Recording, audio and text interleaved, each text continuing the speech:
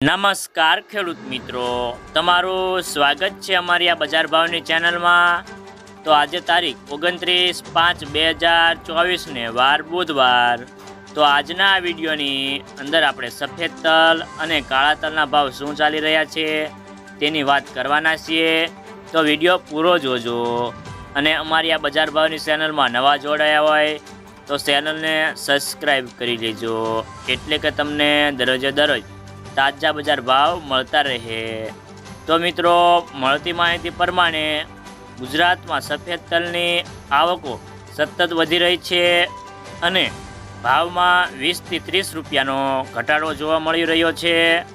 તો ચાલુ સપ્તાહે કોરિયાનું ટેન્ડર ખુલે પહેલાં તલની આવકો આજે વધીને 32,000 બોરીની થઈ ગઈ હતી અને તલની આવકો હજી થોડી વધે તેવી સંભાવના છે, પરંતુ 50,000 બોરીની ઉપર દૈનિક આવક પહોંચે તેવી સંભાવના ઓછી છે અને તલની બજારમાં જો ભાવ ઊંચા રહેશે તો ખેડૂતોની વેચવાલી આવી શકે છે, નહીંતર આવકો આગળ ઉપર કપાઈ જાય તેવી ધારણા દેખાઈ રહી છે।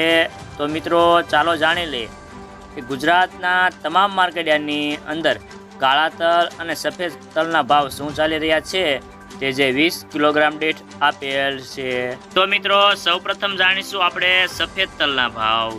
ભાવનગર 2500 થી 3098 રૂપિયા, કાલાવાડ 2500 થી 2700 રૂપિયા, વાંકાનેર 2100 થી 2685 રૂપિયા, જેતપુર 2431 થી 2761 રૂપિયા, વિસાવદર 2363 થી 2821 રૂપિયા, રાજકોટ 2400 થી 2675 રૂપિયા, ગોંડલ 2001 થી 2761 રૂપિયા, અમરેલી 1920 થી 2800 રૂપિયા, બોટાદ 2330 થી 2805 રૂપિયા, સાવરકુંડલા 2451 થી 2740 રૂપિયા। તો હવે જાણીશું આપણે કાળા તલના ભાવ।